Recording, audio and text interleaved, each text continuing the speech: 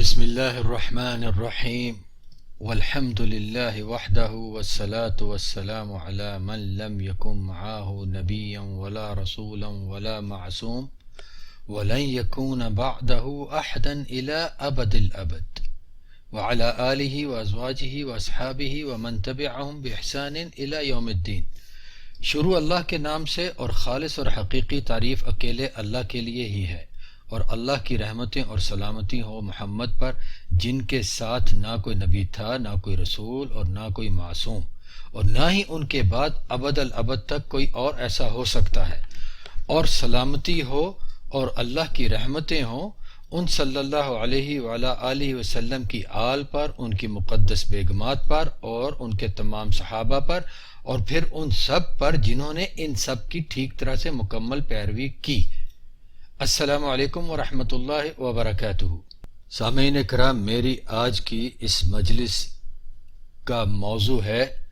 محمد صلی اللہ علیہ وعلی آلہ وسلم ہمیشہ اعلیٰ ترین عزت اور قدر کے حقدار ہیں۔ انسان جب سے اپنی تاریخ جانتا ہے تب ہی سے اس تاریخ میں قیادت اور سیادت کی اعلیٰ ترین حکمت اور قوموں کی اصلاح کرتے ہوئے خیر اور فلاح کے ساتھ سربراہی کرنے میں محمد رسول اللہ صلی اللہ علیہ وعلی آلہ وسلم کے جیسی کوئی دوسری شخصیت نہیں ملتی۔ محمد رسول اللہ صلی اللہ علیہ وعلی آلہ وسلم نے اتنے کم عرصے میں قوموں کی زندگیوں کے دھاروں کے رخ ہی بدل ڈالے اور تاریخ کی راہیں بدل ڈالیں کہ جس کم عرصے میں کسی ایک قوم میں بھی کوئی مستقل اور مضبوط تبدیلی نہیں ہو پاتی، اور انہوں نے تو قوموں کی قومیں بدل ڈالیں صلی اللہ علیہ وعلی آلہ وسلم۔ رسول اللہ صلی اللہ علیہ وعلی آلہ وسلم کی تحریک کی یہ بے مثال اور اعلیٰ ترین کامیابی بھی اس بات کی ایک دلیل ہے کہ وہ اللہ کے نبی اور رسول تھے، اور انہیں کائنات کے اکیلے خالق اور مالک مدبر اور رزاق اللہ جل جلالہ کی مدد میسر تھی کہ رسول اللہ صلی اللہ علیہ وسلم خود تو پڑھ لکھ نہ سکتے تھے، لیکن ساری ہی دنیا کو علم سے بھر دیا اور حکمت کے ایسے درس سکھا دیے جن تک کسی بھی دوسرے انسان کی کبھی رسائی نہ ہو سکی تھی اور نہ ہی ہو سکتی تھی، اور بنی نوع انسان کی عقلوں کے لیے درست ترین ہدایت مہیا کر دی کہ جس کے بغیر کوئی بھی شخص کبھی بھی حق تک نہیں پہنچ سکتا۔ لہذا محمد صلی اللہ علیہ وعلی آلہ وسلم ہمیشہ اعلیٰ ترین عزت اور قدر کے حقدار ہیں۔ اے امت محمد، تمہارے رسول کریم محمد صلی اللہ علیہ وعلی آلہ وسلم جو پیغام لے کر آئے تھے، وہ پیغام کسی یا کچھ لوگوں کے لیے خفیہ احکام یا باطنی شریعت وغیرہ پر مشتمل نہ تھا، بلکہ اللہ تبارک و تعالیٰ کی آخری شریعت پر مشتمل تھا جو سارے ہی انسانوں کے لیے بھیجی گئی تھی۔ اللہ کے آخری نبی اور رسول کریم محمد صلی اللہ علیہ وعلی آلہ وسلم نے دنیا سے رخصت ہونے سے پہلے اپنا یہ فریضہ بہترین اور مکمل ترین طور پر پورا فرمایا۔ ان صلی اللہ علیہ وعلی آلہ وسلم کی وفات کے بعد ان کی امت پر ان صلی اللہ علیہ وسلم کا یہ حق ادا کرنا ایک مستقل قرض ہے کہ ان کے لائے ہوئے پیغام کو لوگوں تک پہنچایا جائے، اور بالکل اسی طرح قولی اور عملی طور پر پہنچایا جائے جس طرح ان صلی اللہ علیہ وعلی آلہ وسلم نے پہنچایا، اور ان سے براہ راست سیکھنے والے ان کے شاگردوں صحابہ رضی اللہ عنہم اجمعین نے پہنچایا۔ محمد رسول اللہ صلی اللہ علیہ وعلی آلہ وسلم ایک ایسے انسانی معاشرے میں تشریف لائے جو معاشرہ باطل معبودوں سے پر تھا، جن معبودوں نے انسانی معاشرے کی بنیادوں میں اپنی گمراہیوں کو شامل کر رکھا تھا۔ ان باطل معبودوں میں سے تعصب، فرقہ واریت اور گروہ بندی انسانی معاشرے میں سب سے زیادہ جانی، مالی اور عزتوں پر ٹوٹنے والے فساد پھیلانے والے معبود تھے۔ یہ چیزیں معبود تھیں، تعصب، فرقہ واریت اور گروہ بندی، سب سے زیادہ جانی، مالی اور عزتوں پر ٹوٹنے والے، فساد پھیلانے والے معبود یہ چیزیں تھیں۔ محمد رسول اللہ صلی اللہ علیہ وعلی آلہ وسلم نے انسانی معاشرے کو جوڑنے کے لیے انسان کو انسان کی قدر اور عزت برقرار رکھنا سکھانے کے لیے اور بالخصوص مسلمانوں کے درمیان باہمی ربط اور تعلق کو مضبوط بنائے رکھنے کے لیے ان باطل معبودوں کو بھی نیست و نابود کیا۔ پس ارشاد فرمایا، من قتل تحت رایت عمیت یدعو عصبیت او ینصر عصبیت فقتلۃ جاہلیہ، جو کوئی اندھے تعصب یعنی جھنڈے وغیرہ تلے مارا گیا کہ کسی تعصب کی دعوت دیتا تھا یا کسی تعصب کی مدد کرتا تھا تو وہ جہالت والا مقتول ہے۔ صحیح مسلم کتاب الامارہ باب نمبر 13۔ اور اسی تعلیم کو مزید وضاحت کے ساتھ عطا فرماتے ہوئے ارشاد فرمایا، من خرج من الطاعۃ وفارق الجماعۃ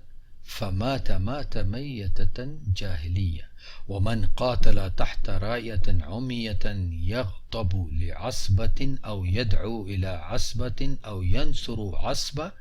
فقتل فقتلۃ جاہلیہ ومن خرج على امتی یضرب برها وفاجرها ولا يتحاشى من مؤمنها ولا يفي لذي عهد عهده فليس مني ولست منه، جو اطاعت سے نکل گیا یعنی اللہ اور اس کے رسول کی اطاعت سے نکل گیا اور مسلمانوں کی الجماعت، خاص جماعت الجماعت ان سے مراد صحابہ کی جماعت سے الگ ہو گیا اور پھر اسی حالت میں مر گیا تو وہ جہالت یعنی شرک اور کفر کی موت مرا، اور جو کسی تعصب کی خاطر لڑا یعنی حق اور باطل کی تمیز کیے بغیر ہی اپنے کسی تعصب کی وجہ سے لڑا، کسی جماعت گروہ کے لیے غصہ کیا اور لڑائی کی، یا حق اور باطل کی تمیز کے بغیر ہی اپنے تعصب کی وجہ سے کسی جماعت یا گروہ کی مدد کی طرف دعوت دی، یا اسی طرح حق اور باطل کی تمیز کے بغیر ہی اپنے تعصب کی وجہ سے کسی جماعت یا گروہ کی مدد کی اور ایسے کاموں میں مارا گیا تو جاہلیت والا مقتول ہے۔ اور جو میری امت کے خلاف نکلا اور میری امت کے نیک اور بد سبھی کو مارنے لگا اور میری امت میں سے ایمان والوں کی پرواہ نہ کی اور جس کے ساتھ کوئی عہد کیا ہو اس کے عہد کو پورا نہ کیا، تو ایسے کام کرنے والا شخص مجھ میں سے نہیں اور میں اس میں سے نہیں، یعنی میرا اور اس کا نبی اور امتی والا کوئی تعلق نہیں۔ صحیح مسلم کی حدیث ہے، یہ بھی کتاب الامارہ اور باب 13 میں ہی۔ سامعین کرام، آگے چلنے سے پہلے ایک گزارش کرتا چلوں کہ نبی علیہ الصلوۃ والسلام کا یہ فرمانا کہ وہ مجھ میں سے نہیں اور میں اس میں سے نہیں، یہ ایک بہت ہی خوفناک نتیجے کی نشاندہی کرتا ہے۔ یہ فرمان یعنی قیامت والے دن نبی علیہ الصلوۃ والسلام اس شخص سے بری الذمہ ہوں گے، اپنی امت سے میں اس کو شمار نہیں کریں گے۔ یہ ایک مکمل الگ مسئلہ اور موضوع ہے کہ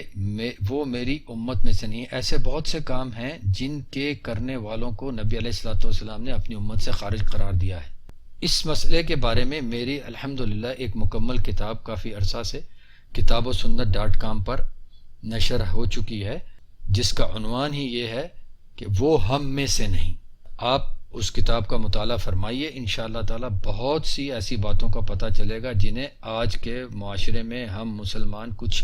گناہ ہی نہیں سمجھتے، کچھ برائی ہی نہیں سمجھتے، لیکن ان کاموں کے کرنے کا نتیجہ یہ بتایا ہے نبی علیہ الصلوۃ والسلام نے کہ وہ میری امت میں ہی نہیں۔ اپنے موضوع کی طرف واپس پلٹتے ہوئے کہتا ہوں سامعین کرام کہ رحمت، شفقت اور انسانیت کے معلم اللہ تبارک و تعالیٰ کے آخری نبی اور رسول کریم محمد صلی اللہ علیہ وعلی آلہ وسلم کی یہ تعلیمات دیکھیے، اور آج ان قوموں اور ان شخصیات کو دیکھیے جو اپنے طور انسانیت کے ٹھیکیدار بنے ہوئے ہیں کہ اسی انسانیت اور حقوق انسان اور آزادی حقوق وغیرہ قسم کے نعروں کے پردے میں انسانوں کی جان، مال اور عزت لوٹنے میں کچھ بھی دیر نہیں کرتے، رتی برابر بھی نہیں ہچکچاتے۔ اسلام کے پہلے ادوار میں انسانوں کی غلامی کے خلاف شور مچاتے ہیں اور عملی طور پر ساری دنیا کے انسانوں کو اپنا غلام بنانے کی ہر ممکن کوشش میں لگے ہی رہتے ہیں۔ انسان کو انسان کی عزت اور احترام کے سب سے اونچے اور مکمل درس دینے والے مدرس محمد رسول اللہ صلی اللہ علیہ وسلم نے تو زر خرید غلاموں اور باندیوں کی بھی عزت اور احترامات کی تعلیمات دی ہیں، جن میں یہ حکم بھی فرما رکھا ہے کہ لا یقولن احدکم عبدی و امتی ولا یقولن الملوک ربی و ربتی ولیقل المالک فتایا و فتاتی ولیقل المملوک سیدی و سیدتی فإنکم المملوکون ورب اللہ عز وجل۔ تم لوگوں میں سے کوئی بھی اپنے غلام اور باندی کے لیے یہ نہ کہے کہ میرا بندہ یا میری بندی، اور نہ ہی مملوک یعنی غلام اور باندی اپنے مالک کے لیے یہ کہیں کہ میرا رب یا میری ربا، بلکہ مالک یہ کہے کہ میرا غلام اور میری باندی، اور مملوک یہ کہے کہ میرا سردار اور میری سردارنی، کیونکہ یقیناً تم سب لوگ مملوک ہو اور رب تم سب کا اللہ عز و جل ہے۔ یہ حدیث شریف سنن ابو داؤد کتاب الادب میں ہے، باب 83، اور الادب المفرد میں امام بخاری کی جو کتاب ہے اس میں بھی ہے، کتاب المخدوم والمماليك، اور امام البانی رحمہ اللہ نے دونوں ہی روایات کو صحیح قرار دیا ہے۔ یہ محمد رسول اللہ صلی اللہ علیہ وسلم تھے جنہوں نے انسان کو انسانیت کے احترام کی، اللہ سبحانہ و تعالیٰ کی اور اس کی ربوبیت کی شان کی یہ تعلیم عطا فرمائی کہ کوئی انسان کسی دوسرے انسان کو اپنا بندہ یا بندی تک بھی نہ کہے، خواہ وہ اس کا زر خرید مملوک ہی ہو۔ یہاں ایک اور غلطی کی طرف نشاندہی کرتا چلوں کہ عموماً ہمارے معاشرے میں خامند کو بیوی کا بندہ کہا جاتا ہے، خاص طور پہ پنجابی بولنے والے بھائیوں اور بہنوں کے ہاں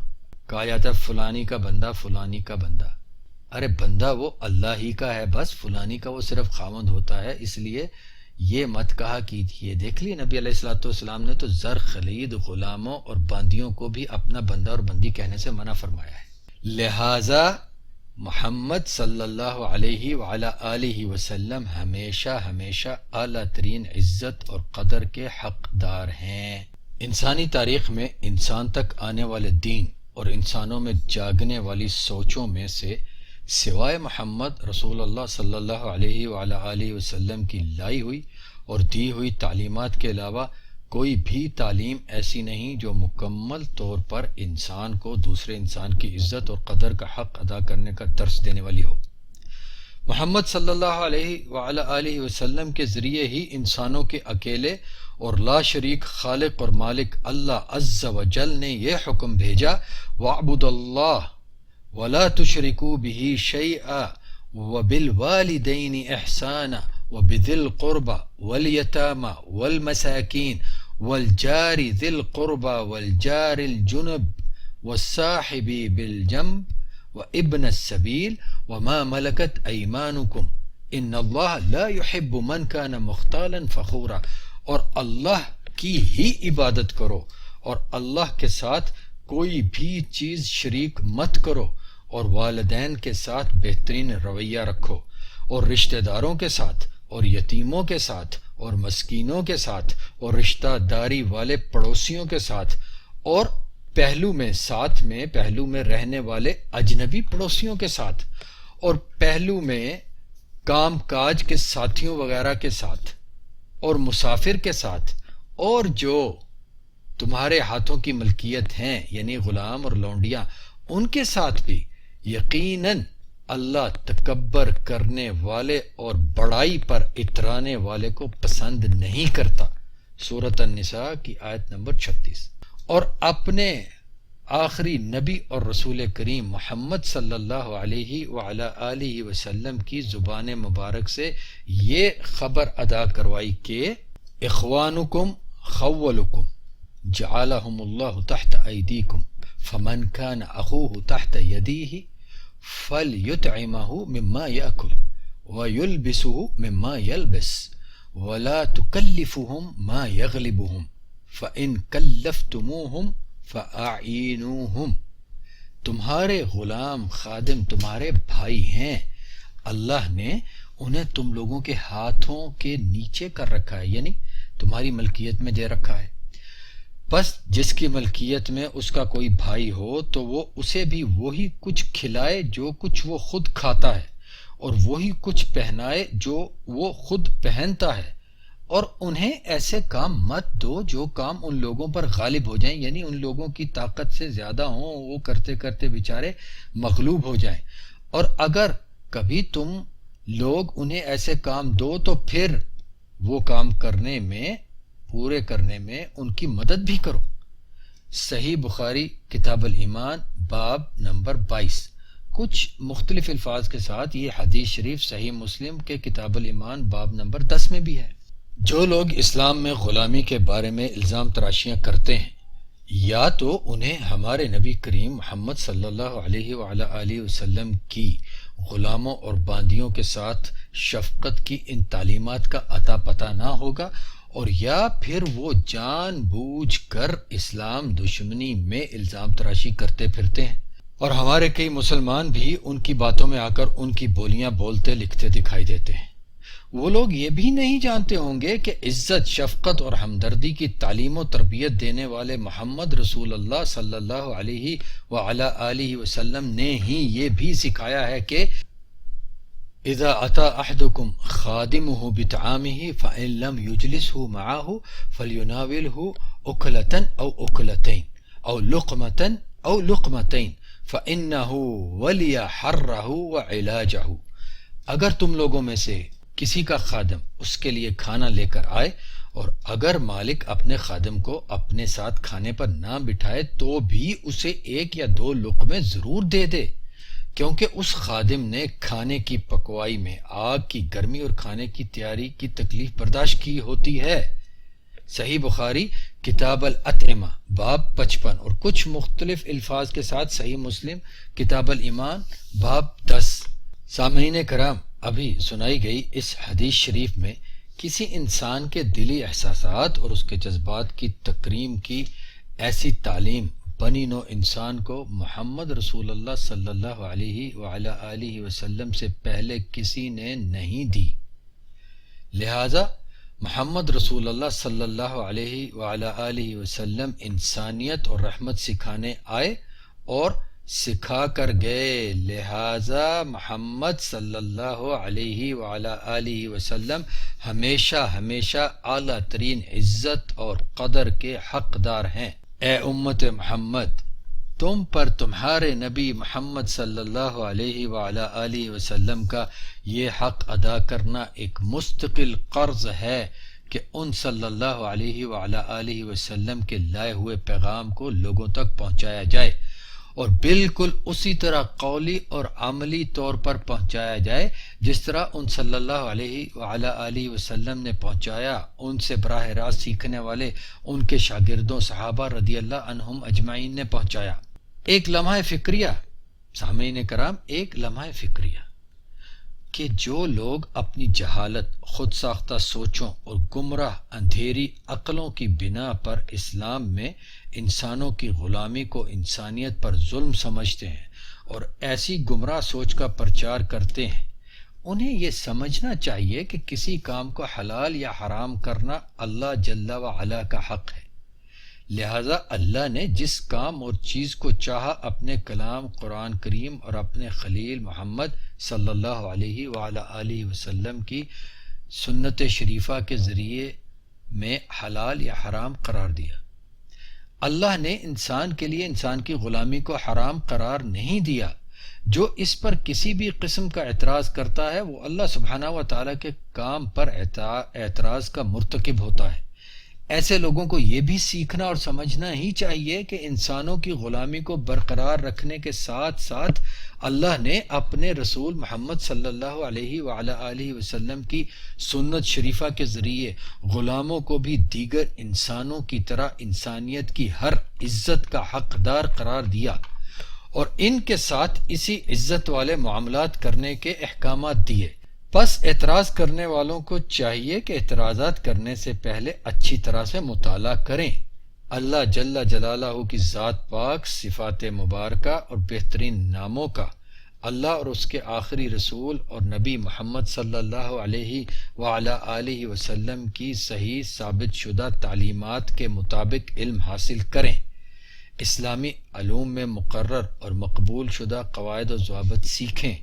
اپنی سوچوں، فکروں اور نفس کے وسوسوں کی پرکھ کی کسوٹی